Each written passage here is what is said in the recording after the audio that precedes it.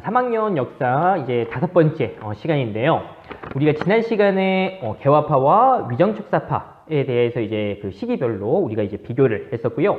이번 시간엔 우리가 이제 사건 하나를 확인할 거예요. 어떤 사건이냐면 바로 이모군란이라는 사건이에요. 자, 이모군란. 이 이모군란이라는 사건은 언제 일어났냐면 1882년에 벌어졌어요. 자, 일단 이모군란이라는 그 단어를 먼저 확인해 볼게요. 자, 이모라는 건 이 1882년을 이야기하는 거야. 1882년이 이모년이에요. 그래서 이모년에 군인들이 난을 일으켰다라는 거예요. 왜 군인들이 난을 일으켰을까? 자, 당시 이제 그 상황, 배경에 대해서 한번 확인을 해볼게요. 먼저 배경. 지난 시간에 고종이 1880년에 통리기무화문이라는 이제 그 기구를 만들면서 어떤 정책을 추진했다? 개화 정책을 추진했다.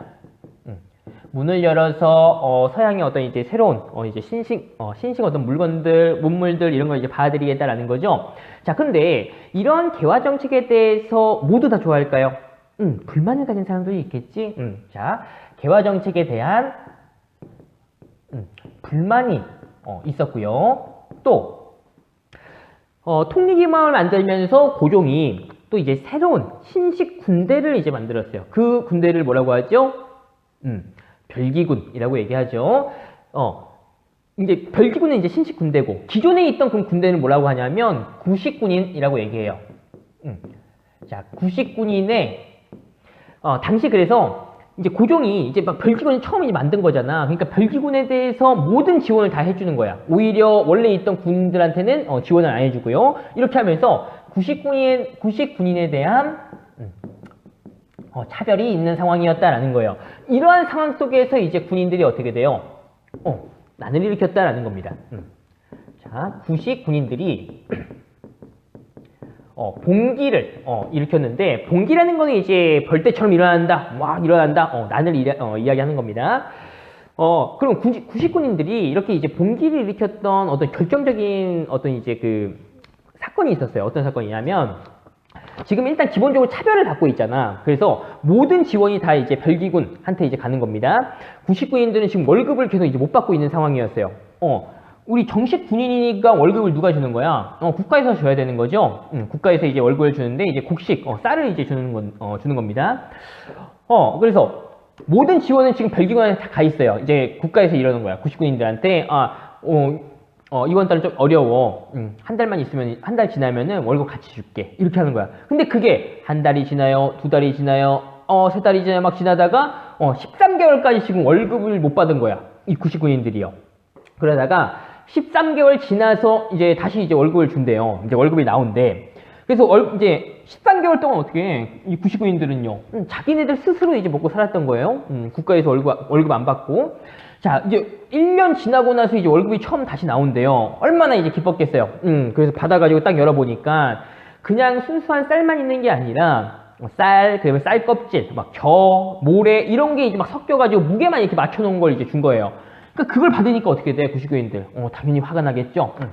봉기를 일으킨 겁니다. 자, 이러한 이제 구식군인들이 봉기를 일으켰을 때, 당시 이제 한양의 도시의 하층민들도요, 가담을 했다라는 거예요. 이 봉기에. 그럼 하층민들이 왜 가담을 했을까?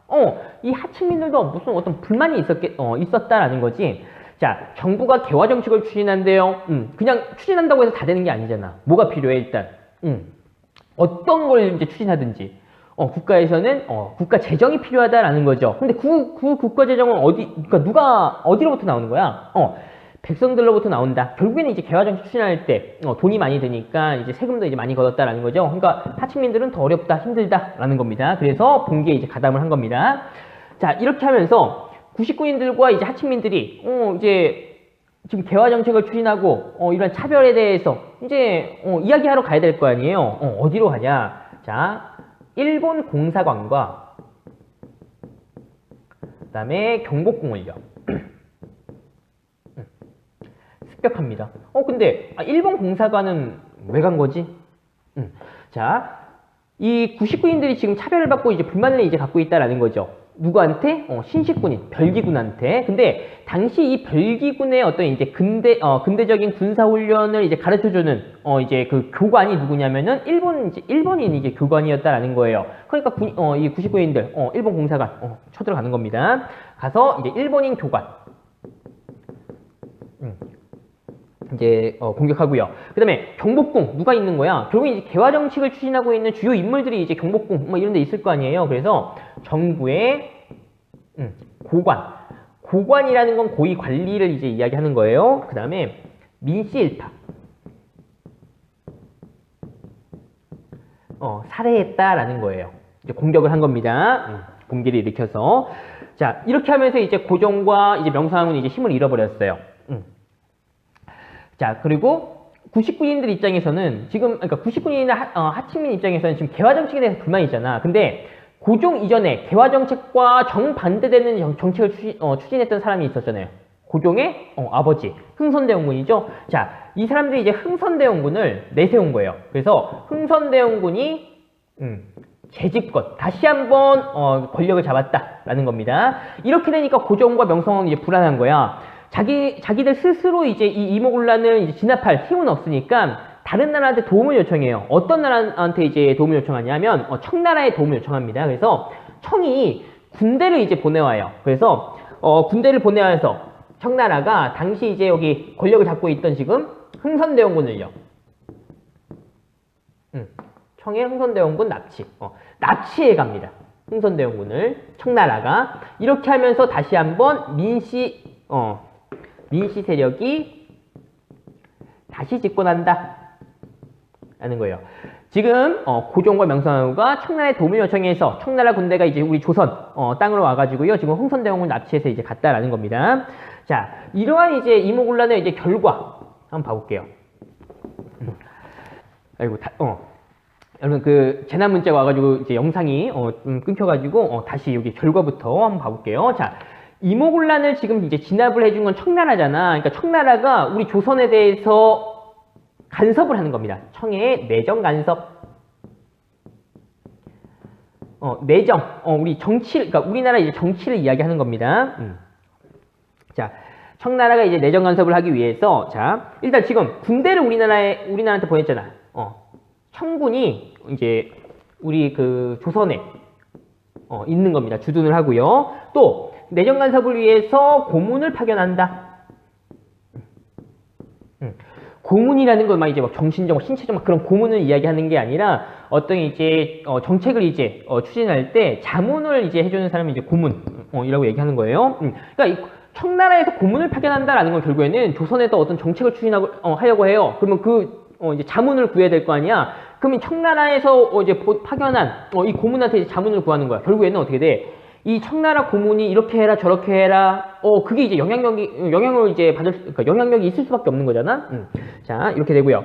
그 다음에 조약을 하나 맺어요. 요거 엄청 중요한 겁니다. 뭐냐면은 조청상민 수륙 무역 장정.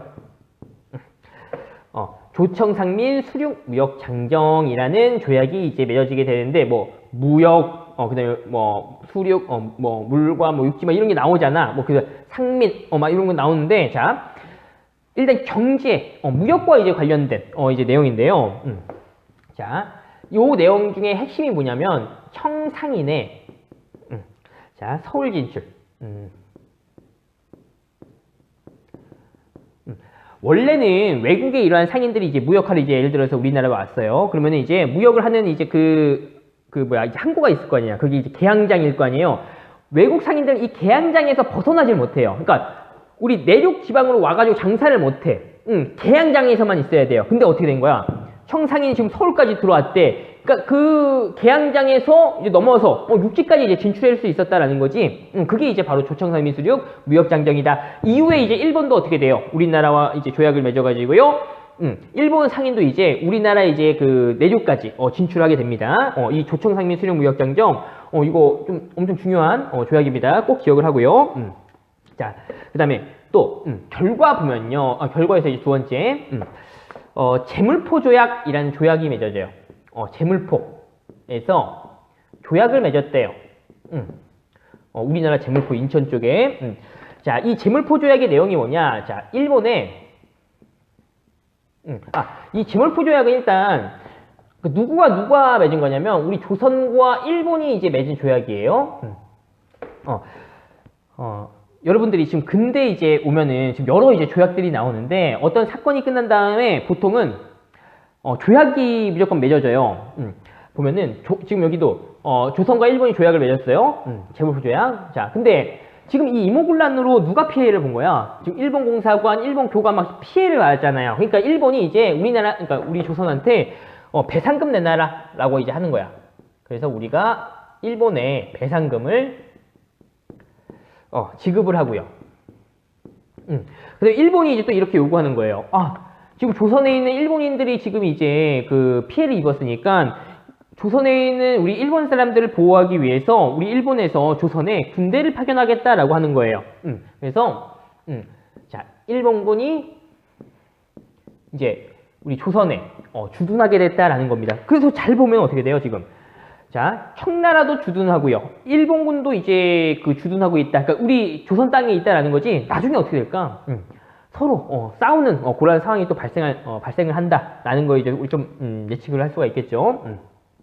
자, 요렇게 해서요. 이번 시간 우리가 이제 이모군란이라는 사건에 대해서 이제 확인을 했습니다. 자, 그래서 이제 뭐 배경과 그다음에 어떤 식으로 이제 전개되어 왔는지, 그다음에 그 결과, 자, 이모군란을 진압한 청나라의 내정 간섭이 심해지고요.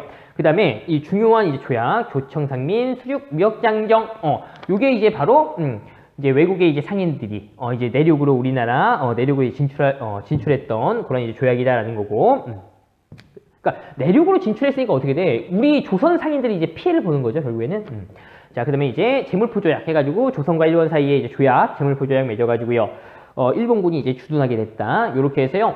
오늘 이모군란에 대해서 마치도록 하겠습니다.